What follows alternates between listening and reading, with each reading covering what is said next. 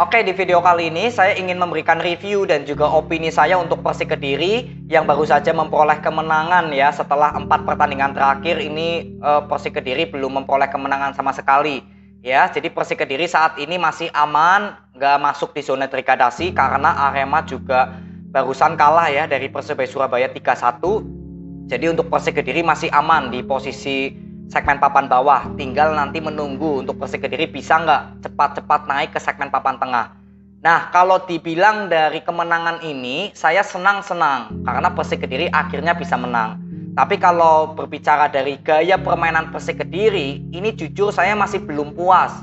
Ini belum sesuai dari ekspektasi saya kepada permainan Persik Kediri di bawah dari Rospide. Ya, saya sudah memberikan preview di pertandingan sebelum lawan Persikabo bahwa Persik Kediri yang saya ingin lihat adalah di sektor lini belakang sudah ada evaluasi belum? Koordinasi sektor belakang ini bagaimana? Lalu yang kedua adalah ketika Persik Kediri ya nantinya mendapat tekanan dari pemain Persikabo, itu bagaimana responnya dari Persik Kediri? Nah, kalau kita lihat di babak pertama ya, sebetulnya Persikabo ini banyak peluang. Persikabo ini berapa kali bisa menciptakan peluang yang menurut saya cukup emas. Ya, penampilan Diki Yusron juga berapa kali bisa melakukan save yang brilian.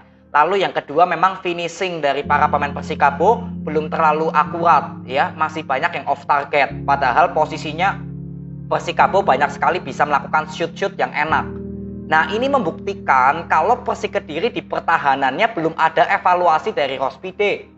Dengan mudah ya pemain Persikabo ini bisa masuk ke pertahanan Persik Kediri. Bahkan Parela yang berapa kali bisa melewati Agil, Anderson ya atau mungkin Rohichan untuk melakukan intercept ke dalam.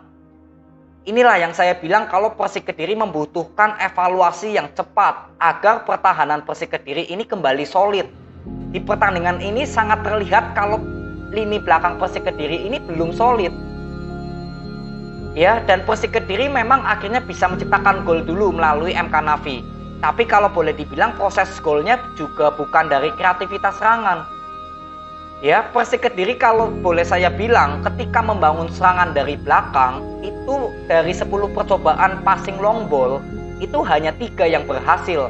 Sisanya 7 percobaan yang gagal ini bisa dimanfaatkan oleh Persikabo untuk bisa menciptakan peluang. Kalian bisa lihat di babak pertama, passing long ball Persik Kediri yang nggak sampai ke pemain Persik itu langsung bisa dicounter oleh permainan cepatnya Persikabo. Artinya pertahanan Persik Kediri belum bisa keluar dari tekanan pressingnya pemain Persikabo karena masih mengandalkan passing long ball.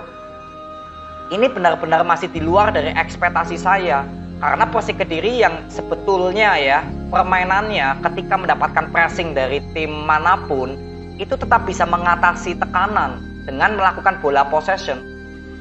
Tapi justru di pertandingan terakhir, terutama lawan Persikabo tadi, itu sangat terlihat kalau pemain Persik Kediri di sektor belakang ya seperti nggak bisa keluar dari tekanan. Nah, ini harus dievaluasi oleh Rospide. Karena ya tujuan pelatih ya untuk mengevaluasi apa kekurangan dari Persik Kediri dan itu terlihat sekali di babak pertama. Ya, dan di sini akhirnya Persik Kediri bisa unggul 1-0 melalui golnya MK Nafi. Lalu kita masuk di babak kedua. Apakah Rospide sudah ada evaluasi karena penyerangan Persik Kediri ini di sektor tengah nggak hidup. Lebih banyak melakukan penyerangan langsung ke depan. Dan memang saya akui ketika Persik Kediri membawa bola sudah posisinya di depan ya, udah masuk ke pertahanan Persikabo, itu cukup mengerikan. Apalagi kalau Persik Kediri di sektor tengahnya juga hidup kreativitasnya. Padahal di starting line up ini Bayu Oto, Rohichan, dan Renan Silva bermain bersama. Ya, boleh dibilang sudah full tim lah Persik Kediri di sektor tengah.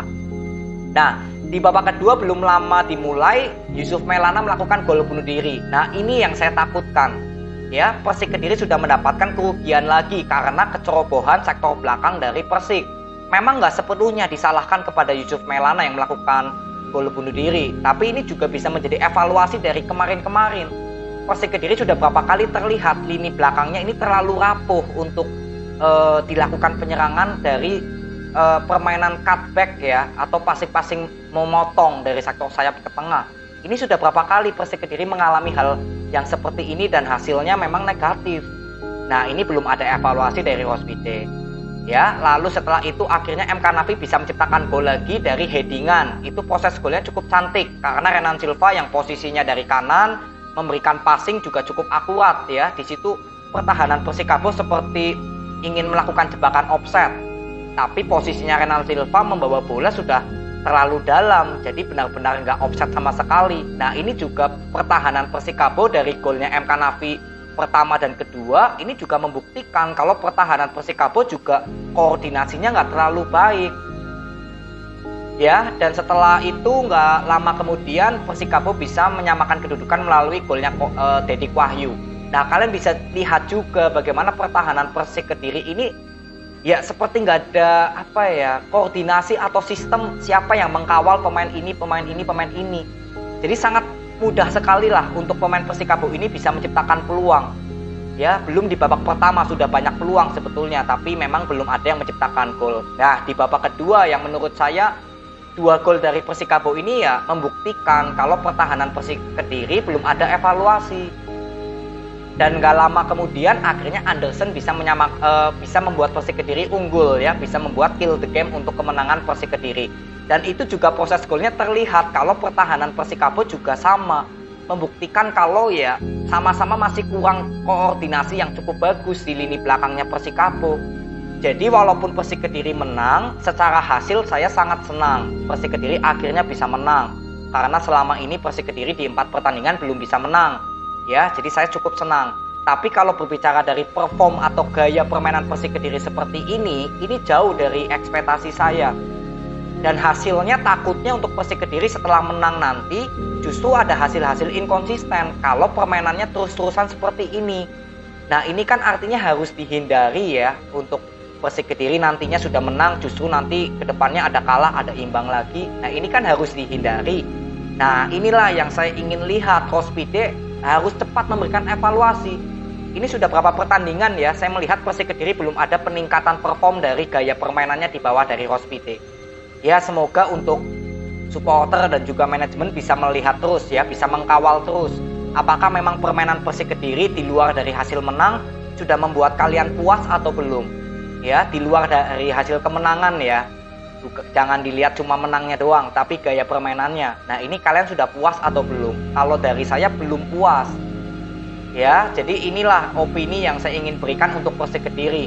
Semoga dengan kemenangan ini ya kalau dilihat dari pertahanan dan gaya permainan untuk membuild up serangan, Persik Kediri ini masih jauh dari ekspektasi saya. Semoga ini bisa menjadi bahan evaluasi lagi untuk Rospide. Terus melakukan perbaikan kalau bisa untuk Persik Kediri secepatnya.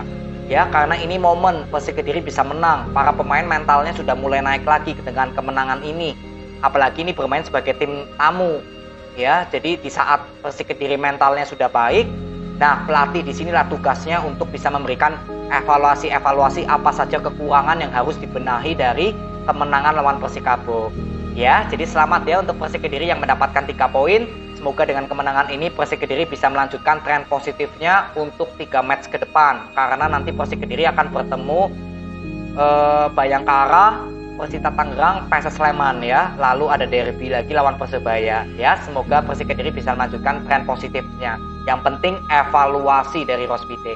Ya, jadi ini aja, semoga bermanfaat. Terima kasih, Jajati. See you.